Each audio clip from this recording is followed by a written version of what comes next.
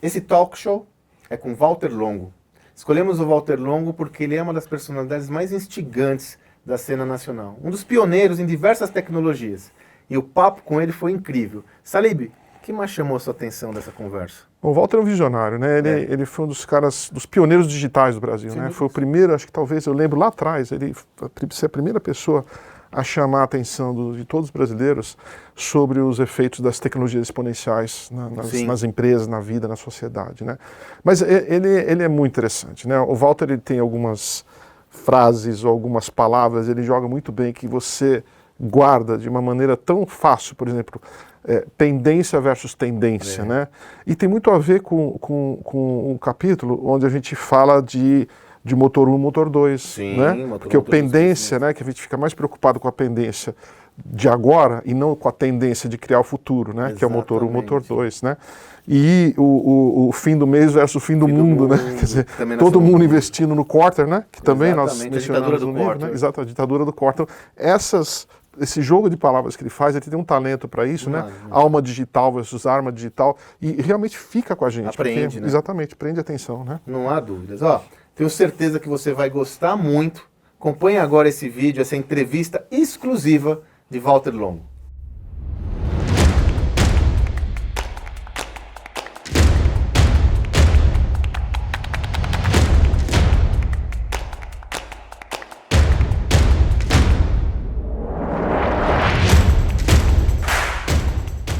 Olá, estamos aqui, eu, José Salib Neto, autores do livro Gestão do Amanhã, com o nosso convidado especial desse vídeo, que é Walter Longo. Walter, primeiro eu queria te agradecer a possibilidade de nos prestigiar, esse é um projeto muito especial para nós. Muito obrigado por estar conosco nessa empreitada, amigo. Eu que agradeço o convite seu, Sandro, do Salib, para estar aqui hoje falando sobre um assunto que nós três somos apaixonados, que é gestão e futuro, né? Que tem tudo a ver com o livro de vocês. Eu acho que você, Walter, foi talvez a principal voz de inovação aqui no Brasil nos últimos anos, né? Você foi um dos primeiros a ir lá na Singularity University, de notar essas rupturas digitais, né, que está acontecendo no mundo. Então, para nós é muito legal, muito importante ter você aqui nessa conversa sobre o livro, né? E é justamente isso, né, Walter, que nos motivou convidá-lo a estar conosco. Num dos capítulos específicos, que é o primeiro capítulo, nós falamos sobre os impactos da tecnologia na sociedade. Certo. E eu me recordo, tem tantas coisas que eu me recordo, foi a primeira vez que eu ouvi falar em podcast, foi você que me apresentou. Primeira vez que eu ouvi falar da tendência de aplicativos móveis, foi você que me falou. Lá atrás ainda, primeira vez que alguém falou de marketing de conteúdo, foi você que me contou, né? Então, quer dizer, você está sempre, de alguma forma, tentando, buscando estar conectado a essa transformação. A primeira pergunta que eu queria lhe fazer é duas, né? Como você percebe essas transformações? E a segunda, né? Por que é tão difícil as pessoas entenderem esse momento de transformação? Bom, primeiro, como é que eu percebo? Eu não sei como eu percebo. Eu tenho a impressão que tudo começa com a educação. Eu tive uma educação onde eu fui muito estimulado num aspecto que hoje é fundamental, chamado curiosidade, né? Ou seja, desde pequeno, meus pais, professores, né, me educaram a me tornar uma pessoa muito curiosa. Eu acho que a curiosidade é hoje uma matéria-prima cada vez mais escassa, mas fundamental, né? A curiosidade é que leva as pessoas a quererem saber como as coisas funcionam, por que as coisas são assim. E isso, de certa maneira, é o primeiro passo para inovação. Se não for curioso, você não inova, não é? Então, isso eu acho que vem, portanto, muito de berço, não é nenhum mérito, é simplesmente talvez um processo de educação. Agora, por que é tão difícil as pessoas perceberem ou entenderem a mudança? Primeira razão, eu acho, é porque no mundo de hoje, as coisas entraram num ritmo de mudança tão constante que as pessoas se acostumaram, de certa maneira, como o sapo se acostuma quando você coloca ele na água fria, vai esquentando a água, ele não percebe que a água ferveu, morre queimado. Perfeito. E não percebe. Ou seja, nós somos animais psilotérmicos sociais. A gente não percebe as inovações que estão à nossa volta. Segunda razão é porque o raciocínio humano é um raciocínio linear. O cérebro raciocina de maneira linear. Se eu perguntar a qualquer um de vocês, me deem a sequência dos números 2, 4, todo mundo vai dar 6, ninguém vai dar 8. Acontece que o momento do mundo hoje é de uma evolução exponencial. As pessoas nesse momento não percebem que a forma com que a gente raciocina está desalinhada com a velocidade da inovação. É uma inovação exponencial. Ora, isso traz como consequência uma tendência das empresas de superestimar o que elas vão fazer no ano e de subestimar o que vai acontecer em 10. É essa dicotomia, essa defasagem gerada pela forma como o ser humano raciocina que traz essa dificuldade. Muito bom. Walter, a gente fala muito dessa velocidade e usa muito a lei de Moore, né? O Gordon Moore, 1965, fundador da Intel, criador do microprocessador, né? Que previu, né? Que a velocidade, o processamento dos computadores, né? A capacidade de processar dos computadores dobra a cada 18 meses. E essa lei continua firme. E a gente fala muito que talvez esse seja o grande velocímetro do mundo, dessa velocidade exponencial. Você podia comentar um pouquinho sobre isso? Olha, o que eu posso dizer é o seguinte, uma das coisas, e eu tenho feito muita palestra no Brasil e no exterior sobre isso, que o que mais a gente percebe é o seguinte, empresas entendiam, até hoje, que elas passavam um tempo dentro de uma chamada perenidade de gestão e depois, em determinado momento, entendiam a necessidade de mudança e criavam um módulo de mudança. O que mudou de lá para cá é que agora não existe mais esse período de perenidade. Nós entramos numa era de efemeridade, onde mudança é o único estado permanente. E isso é contra-intuitivo. As pessoas não entenderam até agora de que se antes a gente andava para não ficar no lugar, agora a gente, vamos dizer assim, corre para não sair do lugar. É a metáfora da escada rolante, né? É isso, essa escada rolante que cada vez está mais acelerada, as pessoas não perceberam. Então, não se fala mais em mudança como um desejo, um objetivo em determinado momento da organização. Daqui para frente, é mudança o tempo inteiro. E quando alguém pergunta para mim, Walter, por que as coisas estão mudando tanto na sua organização? Eu falo, você não viu nada ainda, porque é o início do começo, do princípio de uma mudança constante. Claro que tudo isto, né, traz como consequência uma enorme quantidade de inseguranças, né? E cabe a um gestor, quer dizer, no fundo, gestão é dividir com sabedoria o seu tempo entre pendência e tendência. É isso que faz um gestor. O grande problema é que nós estamos tão mais focados e preocupados com a pendência que a gente não presta atenção na tendência. E ao não prestar atenção na tendência, ao ficar mais preocupado com o fim do mês do que com o fim do mundo, nós vamos ficando para trás. E quando percebemos, aí tentamos acelerar. Já é tarde naquele momento, né? Você sabe que nós usamos, você trouxe para nós algumas referências, né, Salib, que a gente adota no nosso livro. Uma delas é a ditadura do Quarter, né? E eu me recordo dessa frase clássica que o fim do mês é mais importante que o fim do mundo, né, Walter? A ditadura do Quarter. E outra que nós adotamos, a gente tomou uma licença poética naquela frase de Peter Drucker, que ele fala que a cultura devora a estratégia. Todo dia no café da manhã nós trocamos a cultura pela rotina. É isso mesmo. E olha, e cada dia que passa, a rotina tem que ser uniformemente acelerada, né? E é uma coisa que as pessoas reagem muito. Olha, nada tem mais, vamos dizer assim, resistência numa organização, numa cultura, do que a mudança. Porque mudança significa, de alguma forma, perda. E ninguém quer perder. Então, o líder tem uma gigantesca dificuldade de ver ou de antever e arrastar todo aquele grupo de colaboradores naquela direção.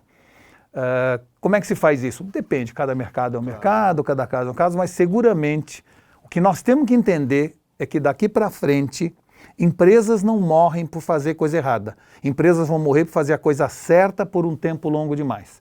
É isso que está matando uma organização, não é? Walter, como é que você tem visto as empresas brasileiras nesse contexto? Como é que nós estamos? Interessante. Os empresários da nova e da velha geração, né? Quer dizer, uma das coisas bacanas que você tem sido uma voz digital no Brasil, que não necessariamente você é um cara de 25 anos. Isso que é bacana. Eu acho que muita gente pode se inspirar em você para fazer essa própria transformação mental, né? Olha, é assim, O brasileiro, seja por razões de sobrevivência, por razões da teoria, vamos dizer assim, da evolução das espécies, nós tivemos que sobreviver num mercado extremamente incerto, instável, com inflação galopante, com mudanças de lei frequentes, com, vamos dizer assim, quebra de paradigmas, com uma certa insegurança jurídica. Então, os empresários brasileiros de qualquer geração são muito mais resilientes e adaptáveis do que os empresários em geral do mundo, não é? Então, talvez por uma questão de um problema do Brasil, nós somos hoje, nesse mundo de mudança constante, muito mais adaptáveis que os empresários em geral ao redor do mundo. O problema é que nós ainda estamos num mercado tão regulado, com tão pouca competição internacional, que nós ainda não entendemos tudo o que está acontecendo no mundo. Mas eu tenho certeza absoluta que qualquer pessoa que perceba, executivo, empresário brasileiro, que tem que mudar, a capacidade de mudança, a capacidade de adaptabilidade, a flexibilidade, fruto de um passado que nos levou a esse entendimento, eu tenho certeza que o Brasil rapidamente chega lá se dermos aos empresários brasileiros as condições de competitividade comparáveis com outros países do mundo. Mas na hora que uma empresa para você abrir demora 150 dias, aí fica difícil você competir. Mas que o brasileiro, seja da nova geração, da velha geração, são pessoas, são empresários muito bem adaptáveis e muito bem flexíveis, muito mais do que a grande maioria no mundo, isso eu estou seguro.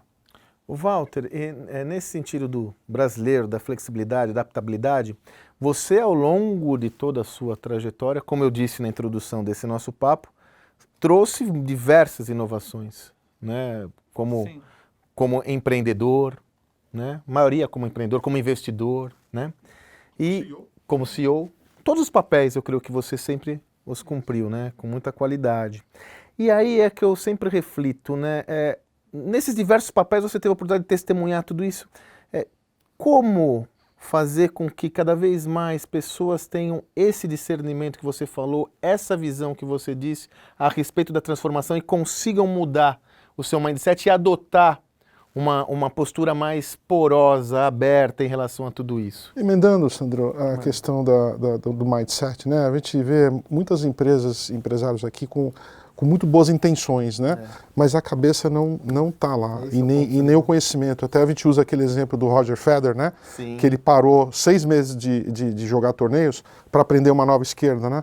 E quando todo mundo achou que ele estava morto, ele voltou com um jogo melhor, porque ele voltou com uma esquerda. Foi o melhor então, da carreira dele. Só emendando isso com o Sandro. Olha, eu recomendo sempre que a gente reveja nossos paradigmas, né? Eu acho o seguinte, ninguém vai construir um edifício pós-digital em cima de um alicerce analógico. Você pode esquecer, isso não tem a menor chance. A gente vai ter, de certa maneira, que rever todos os nossos paradigmas. Rever os paradigmas significa, antes de tudo, dar-se tempo de estudar. Esta ideia, que é muito antiga, de que você passa um período da sua vida brincando, depois um período estudando, depois um período trabalhando e mais para frente um período descansando, isso não existe mais. Hoje nós temos que estar brincando, trabalhando, descansando e estudando ao mesmo tempo. Então, eu sou a favor, e tenho visto muitos amigos meus já fazendo esses sabáticos de 3 meses, de 4 meses. Você tem que reciclar não apenas o seu conhecimento, mas as suas crenças. Esta reciclagem é fundamental. E eu acho que, no fundo, trabalhos como o livro de vocês, as palestras que nós damos, no fundo é um processo de catequese, né? É claro que se todo mundo repete a mesma coisa durante um século, de repente aparece algo novo, leva um tempo para as pessoas perceberem. Eu sou muito otimista, acho que as pessoas já estão começando a perceber essa necessidade. Tenho recebido uma tonelada de empresas que nos convidam para falar sobre isso para os seus colaboradores, porque estão preocupados com isso. Então, nós estamos na primeira fase, que é a fase da capacidade de entender que precisa mudar. Ainda tem um longo tempo entre da capacidade de se levar à ação, da ação ao convencimento, do convencimento à solução. Mas eu sinto que estamos no início do começo do princípio de algo bom que está vindo por aí. O Walter, você faz alguns joguinhos de palavras muito interessantes, muito poderosos, né? Como Muito poderosos. Pendência, tendência, né? Alma digital e arma digital. Comenta um pouquinho sobre isso. Bom, isso é uma das coisas que mais as pessoas têm, inclusive, me questionado sobre isso, que é assim, eu vejo que a maioria das organizações tem uma enorme preocupação em desenvolver, já chegaram à conclusão que precisam, armas digitais. Todos eles querem ter seu site relacional, seus seguidores no Twitter, seus amigos no Facebook. Quer dizer, as empresas entenderam que tem que haver esse relacionamento com o mercado através de armas digitais. O que elas não entenderam é que elas precisam desenvolver agora uma alma digital e não apenas armas. E o que é alma digital? É utilizar todo o potencial que o digital trouxe para nós em todas as áreas e não apenas na área da comunicação. E eu vou dar um exemplo, Sandro e Salib, singelo, porque eu acho que é um exemplo que serve para mostrar com mais ênfase o que eu estou falando. Há a questão de uns 3 meses atrás, eu recebi informação à noite na minha casa que no dia seguinte, de manhã, eu receberia a visita do vice-presidente de marketing de uma grande cervejaria. Eu então peguei o meu iPad em casa e comecei a olhar tudo sobre cerveja. Ou seja, durante meia hora, 40 minutos, eu li como se faz uma cerveja, quais ingredientes, por que aquela empresa comprou uma outra no Brasil, quais as campanhas que ela fez recentemente, quanto que ela investe no mercado. Ou seja, eu me aprofundei no mundo daquela cervejaria. E no dia seguinte, quando eu me encontrei com esta pessoa, 10 minutos de papo, ele achou que eu era um gênio. Você sabia mais que ele sobre cerveja. Isso, eu sabia coisas que nem ele sabia sobre o mercado e sobre o negócio dele. Não há dúvidas. Eu não era um gênio, eu apenas fiz uso de um superpoder que o mundo digital deu para todos nós, que é a capacidade de saber o que quiser, a hora que der vontade e na profundidade desejada. Ora, vocês podem imaginar o que isso me traz de enriquecimento de repertório, o que me traz de capacidade de persuasão, o que permite com que eu adapte a conversa às necessidades daquela pessoa, daquela empresa. E eu passei a fazer isso de maneira cotidiana. Todo dia de manhã eu pego a minha agenda, vejo com quem eu vou falar e me aprofundo naqueles assuntos naquele momento, me transformando num nexialista, gerando nexo entre o que eu vou falar para adequar à realidade daquela pessoa. E mais, entro no Facebook dele, vejo se é um cara ligado em viagem, se é um cara ligado em velocidade, em esporte. Ou seja, eu procuro ter a capacidade empática que o mundo digital hoje proporciona a todos nós. Só que no mesmo dia que essa pessoa foi me visitar à tarde, eu recebi 2 pessoas que queriam um emprego na minha empresa e que ao chegarem começaram a perguntar para mim tudo sobre a minha empresa, coisa que se eles estivessem no táxi, a caminho de lá, olhado no seu celular, saberiam tudo. Então, fica claro, e apenas um exemplo singelo, de que o mundo digital requer, antes de tudo, de nós, uma assunção de uma alma digital. Nós temos que entender, com esse exemplo singelo, que olha o que o mundo digital nos proporciona e nós ainda estamos arranhando a superfície. Ou seja, a revolução que está acontecendo não é uma revolução tecnológica, é uma revolução humana. O que tem que mudar é o nosso cérebro, o nosso comportamento. A sociedade não altera a sua realidade com novas tecnologias, assim com novos comportamentos. E é isso que nós precisamos daqui para frente bater nessa tecla e mostrar às pessoas que não vai adiantar eu estar rodeado de gadgets e devices se eu não mudar a minha atitude. Walter, o seu último livro, publicado inclusive pela HSM Editora, ele fala no mundo pós-digital, né? Isso. O que você quer dizer com esse Olha, termo? é porque é o seguinte, sempre que surge uma nova era, não é? Essa era normalmente traz 2 sentimentos, excitação e medo. Né? São sentimentos simultâneos. Eu me lembro que há 15 anos atrás eu pegava meu celular e mostrava para as pessoas que eu era capaz de adivinhar a música que estava tocando no ambiente, as pessoas ficavam maravilhadas, fascinadas com o meu Shazam. Né? Ou tinha um gato que eu gritava para ele, ele gritava comigo de volta no celular e as pessoas achavam aquilo pura magia. Né? Se eu fizer hoje isso, vão achar que eu sou um débil mental. Né? Então, no fundo, o que aconteceu com o mundo é que sempre que surge uma nova era, gera excitação e medo. Excitação, como eu falei, mas também tinha medo de botar meu cartão de crédito num site, porque podia clonar. No entanto, eu ia para a praia e dava para o boteco lá, o garçom, ele ia lá atrás, tirava quantos slippers ele quisesse, mas isso eu não tinha medo, porque isso era território conhecido. Então, essa sensação de excitação e medo surgiu no mundo digital muito forte. E eu chamo de mundo pós-digital, porque a partir de 15 ou 20 anos depois, não gera mais excitação nem medo. Nós já vivemos cotidianamente com o digital. O digital já faz parte da nossa vida. Lembra-se que há pouco tempo atrás a gente falava assim, hoje à noite eu vou chegar em casa e vou entrar na internet. Essa é uma frase que não existe mais. Segundo, era ainda privilégio de poucos, agora a população inteira está ligada 24 horas por dia. Então, a gente considera a fase pós-digital quando o digital passa a ser como o ar. Você só nota a falta dele, assim como você nota quando falta ar. Daqui para frente é ubíquo, é permanente, é total, e a gente não vai nem mais discutir. Então, quando eu vejo empresas discutindo, precisamos criar uma unidade digital, já é antigo. Quando uma empresa fala, eu preciso de alguma maneira ter um departamento digital, já está defasado. O digital e o experiencial estão integrados de forma absolutamente transparente e isso é o que determina o início da era pós-digital. Nesse sentido, a gente usa também no nosso projeto, Walter, essa visão que você está trazendo das pessoas para a organização, que as organizações estão atualmente, eternamente, em beta. Isso, né? exato. É necessário que tenha essa visão de que está tudo em aberto, né? Está tudo em aberto, está tudo vamos dizer assim, colaborativo. Colaborativo. Né? E o conceito de beta não é um conceito de que eu tenho que piorar a qualidade das coisas. Sim. Pelo contrário, o que é importante trazer para o novo conceito do mundo pós-digital é o conceito do good enough ou do suficientemente bom. Eu me lembro que eu tive uma época onde a gente mexia no produto, até está perfeito para lançá-lo. Só que o perfeito do laboratório não é o perfeito do mercado. Perfeito. Então hoje a lógica é você tem um produto que está suficientemente bom, você lança, e através da relação com seus fornecedores, com seus colaboradores, com seus clientes, consumidores, eles vão imputando novos insights e o produto vai melhorando na sua fase 2, 3 e 4.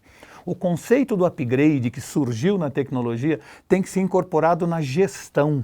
A gestão por upgrade é um novo mantra da administração. E a gente sempre fica esperando chegar no ótimo sem lançar no suficientemente bom. Num mundo veloz como o de hoje, é perda de tempo. Walter, em termos de compreensão desse mundo, né? Antigamente você tinha algum problema, alguma tendência, né? E você ia para a escola, né? Você ia para as escolas de negócio, você ia até para as escolas dos Estados Unidos, para Harvard, né? Para descobrir o que estava acontecendo. Hoje, a solução está meio perdida. A gente sente que a parte educacional ela não evoluiu. Né? Não sei se você concorda com isso. Concordo, né? totalmente. E aonde que você sugere para as pessoas hoje aprenderem, se atualizarem? Né? Singularity University é talvez uma das formas, tanto é que a HSM em 2006 fez um fórum chamado World Science Forum, The Ultimate Innovation Strategy, né? Onde o Ray Kurzweil era palestrante e os temas são os temas da Singularity University hoje. Né? O que você aconselha, principalmente para a turma, que você tem gerações diferentes hoje, né? Você tem os mais novos, depois você tem os mais velhos, né? O que você recomenda? A educação formal realmente ficou defasada em relação ao mundo de hoje, né? A educação formal, desde o primário até não só de universidade, né? O nível superior, né? Estamos defasados, isso é uma verdade e talvez vá demorar um tempo para eles se adaptarem a esse novo mundo. Mas uma coisa que é importante é o seguinte, se a gente pensar hoje como um executivo que precisa se reciclar e etc., existem alguns enablers. A Singularity é uma, né? Tem alguns cursos da Perestroika, a própria HSM. A gente tem que entender que tudo isso que existe hoje de informação dada através da formalidade de um curso, de um seminário, de uma palestra, né? Eles devem servir apenas como estimuladores, mas o autodidatismo está tomando conta do mercado. Né? Hoje nós temos, na verdade, uma biblioteca de Alexandria no nosso bolso, com a capacidade de saber o que quiser, na profundidade desejada, a hora que quiser. Cada vez mais as pessoas são responsáveis pela própria educação. É isso. Mais do que isso, eu diria para você que vai mudar muito o conceito de patrão empregado, de empresa colaborador, tudo isso vai se alterar. Eu sinto, por exemplo, que até pouco tempo atrás, o objetivo era, eu entro numa empresa e a empresa me ajuda a ir me formando. A gente servia, oferecia cursos de inglês na empresa para os funcionários, mandava os funcionários estudar, inclusive em Harvard, fazendo cursos executivos, né? E, de certa maneira, há, nesse momento, uma mudança dessa relação. Daqui para frente, as pessoas, com carteira assinada ou não, elas serão percebidas pela empresa e deverão perceber a empresa da seguinte maneira: eu tenho um capital intelectual, fruto da minha educação, do que eu aprendi, da minha experiência anterior. Este capital intelectual eu vou investir num banco que é aquela empresa. E essa empresa, que vai captar o meu capital intelectual, vai pagar juros que são o meu salário. Enquanto aquela empresa remunerar adequadamente o meu capital intelectual, eu vou ficar lá. Quando eu sentir que não estou sendo remunerado, eu vou tirar o meu capital intelectual daquele banco e vou colocar em outro banco ou em outra empresa.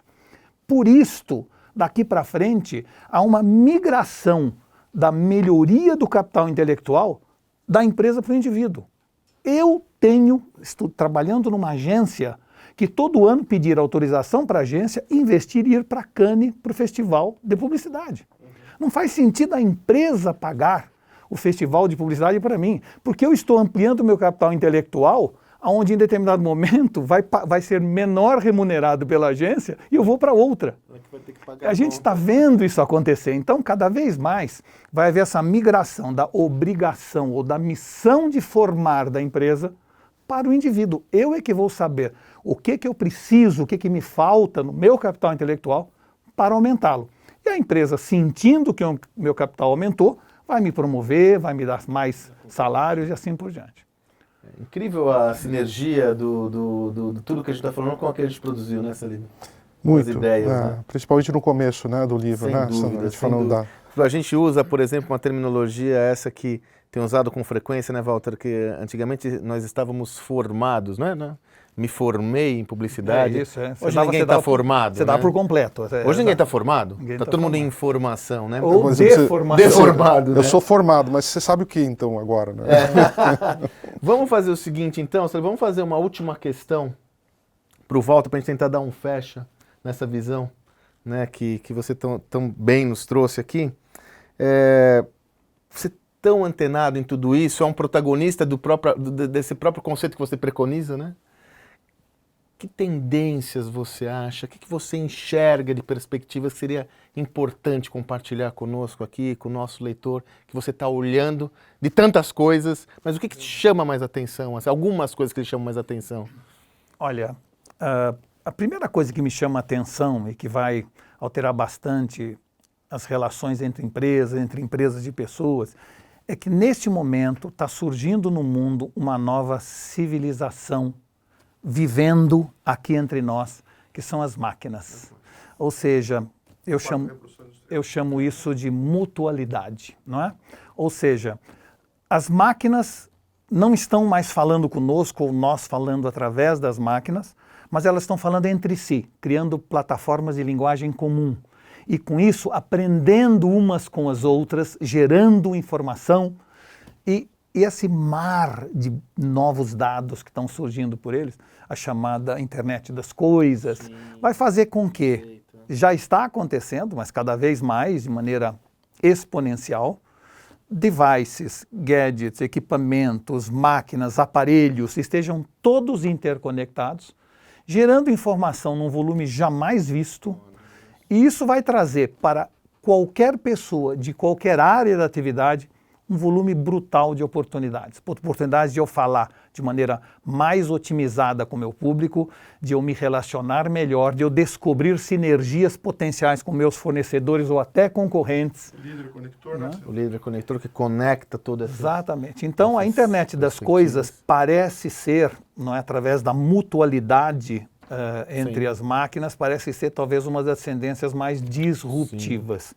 Do outro lado, eu diria para você que o Big Data, né, também fruto dessa possibilidade, enriquecido por isso, né? Está transformando as relações, ou seja, eu hoje não preciso mais saber ou tentar adivinhar o que a pessoa quer. Ela se manifesta cada vez mais, seja nas redes sociais, no Google, etc. Então, nós estamos entrando numa era, eu diria, da sincronicidade, onde a especificidade de quem eu sou não interessa tanto. Se eu sou advogado, se eu tenho 60 anos, se eu sou formado nisso ou naquilo, mas o que importa nesse momento é: eu acabei de adotar um cachorro, meu filho se formou na faculdade, eu mudei de emprego, eu comprei casa, ou seja, a gente vai ter que adotar uma nova dinâmica na comunicação, entendendo que pessoas não são, pessoas estão.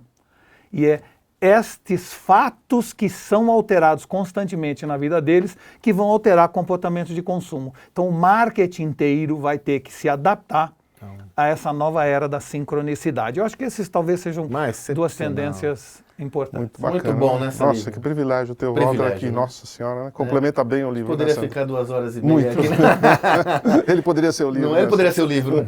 Walter, puxa, mais uma vez, é um privilégio, uma honra para nós, né, Salim? Muito. Né? Nos sentimos honrados em tê-lo conosco. E endossando o nosso livro, né? E endossando o nosso livro ainda. O Walter ainda é um dos nossos endorsements. Foi o primeiro que escreveu, né? Foi o primeiro aliás, que deu não só endosso, né? Endossei, como dou aqui ao vivo parabéns a vocês. É um livro extremamente insightful. Eu digo sempre isso, eu leio muito livro, aliás, não tanto quanto o Salíbio, mas eu leio muito livro.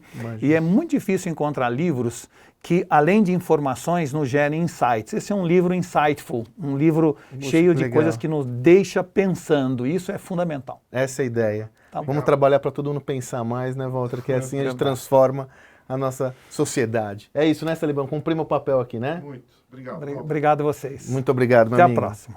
Eu agradeço você aí, lembrando que esse vídeo faz parte de uma série de vídeos da Gestão do Amanhã, então lhe convido, se você ainda não teve a oportunidade, de também assistir e aproveitar os outros conteúdos gerados com esse objetivo. Nosso principal propósito aqui é enriquecer o repertório do livro com personalidades tão instigantes quanto o Walter. Então, não deixe de aproveitar, hein? Até a próxima, valeu!